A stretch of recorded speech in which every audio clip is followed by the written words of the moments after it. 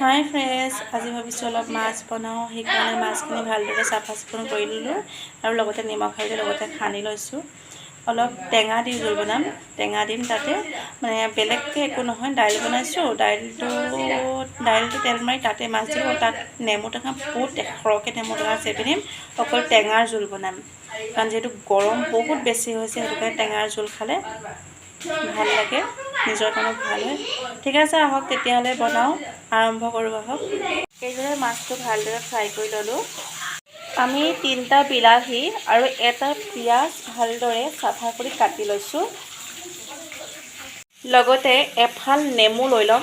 এই নেমুটো ভালদৰে চেপি ইয়াৰ ৰসটো উলিয়াই আমি দাইল আৰু বিলাহী যিটো জোল বনাম তাত চেপি দিম। এতিয়া আমি মাছ ফ্ৰাই কৰা তেলখিনিতে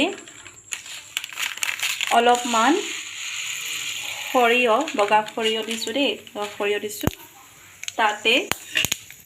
এতিয়া আমি ইয়াতে এই পিঁয়াজখিনি দি দিম। পিঁয়াজখিনি 2 মিনিটমান ভাজি লোৱাৰ পিছত ইয়াতে আমি বিলাহীখিনি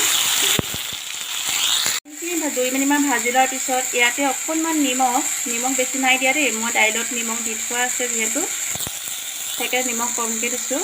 আৰু অলপমান হালধি, 1 চামুচ হালধি দিম। এয়া 1 চামুচ হালধি দিলোঁ। এতিয়া ভালদৰে এইখিনি ভাজি ল'ম। যেতিয়ালৈকে বিলাহীখিনি গুৰি হৈ নাযায় তেতিয়ালৈকে ইয়াক ভালদৰে ভাজি ল'ব লাগিব।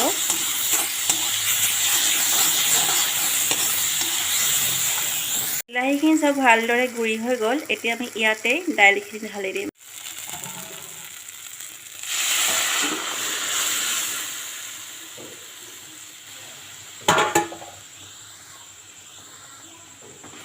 আৰু ইয়াক ভালদৰে মিলাই দিওঁ।